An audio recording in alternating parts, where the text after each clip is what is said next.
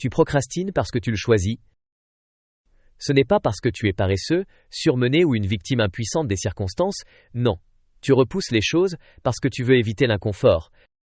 Mais bonne nouvelle, arrêter de procrastiner est étonnamment simple. Tu n'aimes juste pas l'entendre, parce que la vérité n'est pas confortable. Pourtant, si tu es sérieux à l'idée de sortir de ton propre chemin, ça peut littéralement changer ta vie.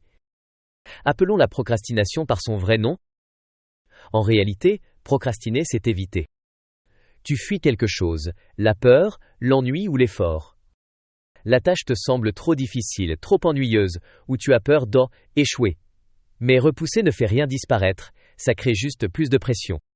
Tu crois éviter l'inconfort, mais en fait tu échanges un petit soulagement immédiat contre un gros stress à long terme. C'est comme coller un pansement sur une blessure par balle, ça ne résout rien, ça retarde juste l'inévitable. Le mensonge que tu te racontes, tu te dis « je le ferai plus tard ». Faux. Tu ne vas pas te réveiller demain, miraculeusement motivé. Fais-moi confiance. Tu crois travailler mieux sous pression ? Encore un mensonge. Tu ne travailles pas mieux, tu travailles juste plus vite parce que tu n'as pas le choix et la qualité en souffre.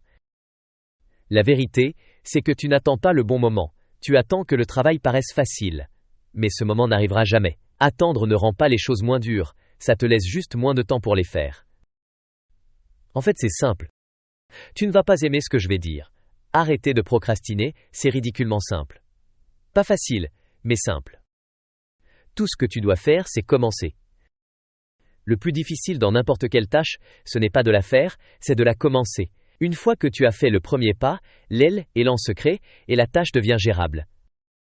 Mais plus tu restes assis à y penser, plus elle paraît énorme et effrayante. Le problème, ce n'est pas la tâche, c'est ton hésitation.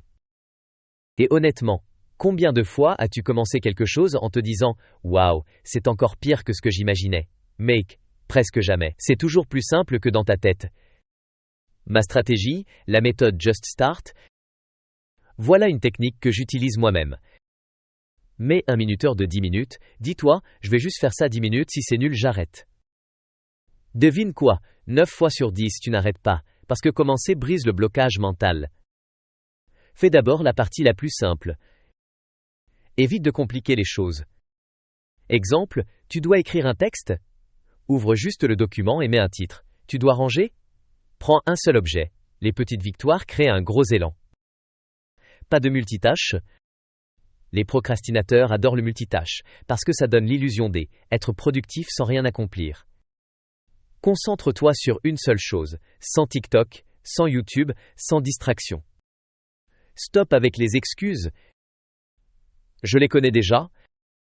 Je n'ai pas le temps. Flèche vers la droite. Si tu l'as, tu le gaspilles juste sur ton téléphone ou Netflix. Tout le monde a 24 heures, c'est une question de choix.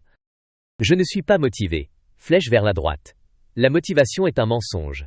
Elle est temporaire et instable. C'est la discipline qui fait avancer, pas la motivation. C'est trop dur. Flèche vers la droite. Oui, certaines tâches sont dures, mais les éviter ne les rend pas plus faciles. Commence petit, étape par étape. Construis de l'élan. Une fois que tu as commencé, comment continuer ? Simple, crée du momentum. Imagine une boule de neige, elle commence petite, mais plus elle roule, plus elle grossit. Chaque petite action compte. Tu as écrit un titre et un plan ? Super, passe à la suite. Tu as rangé ta chambre ? Parfait, gère maintenant les papiers.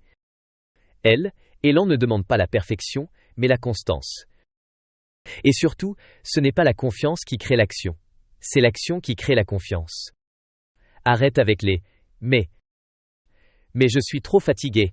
Flèche vers la droite. Fais juste 5 minutes, c'est toujours mieux que rien. Mais je ne sais pas par où commencer. Flèche vers la droite. Commence n'importe où, prends la chose la plus évidente. Mais si j'échoue ? Flèche vers la droite. Tu échoueras peut-être, et alors ? L'échec, ce n'est pas la fin, c'est un feedback. C'est ce qui te fait apprendre et progresser. Rester immobile par peur, ce n'est pas se protéger, c'est rester bloqué. C'est une habitude. La procrastination n'est pas un acte isolé, c'est une habitude. Et les habitudes se construisent par répétition. Essaye de commencer ta journée avec la tâche la plus dure, ce qu'on appelle manger le crapaud. Parce qu'une fois que c'est fait, tout le reste paraît plus facile. Sinon, tu peux aussi attaquer la partie la plus simple en premier. Donne-toi des échéances claires, parce que les tâches sans limite nourrissent la procrastination. Et récompense-toi. Ton cerveau adore la dopamine. Associe le fait d'accomplir une tâche à du plaisir. La vérité crue? Je vais être brutalement honnête, personne ne viendra te sauver. Ni ton patron, ni tes parents, ni tes amis. Chaque fois que tu procrastines, tu choisis le confort immédiat au détriment de ta réussite future. Mais la bonne nouvelle, c'est que tu as toujours le choix. Chaque seconde perdue est une seconde que tu aurais pu utiliser pour construire la vie que tu veux. Alors arrête d'attendre la motivation, la clarté ou un signe. Le seul signe dont tu as besoin, c'est cette vidéo. Lève-toi et commence.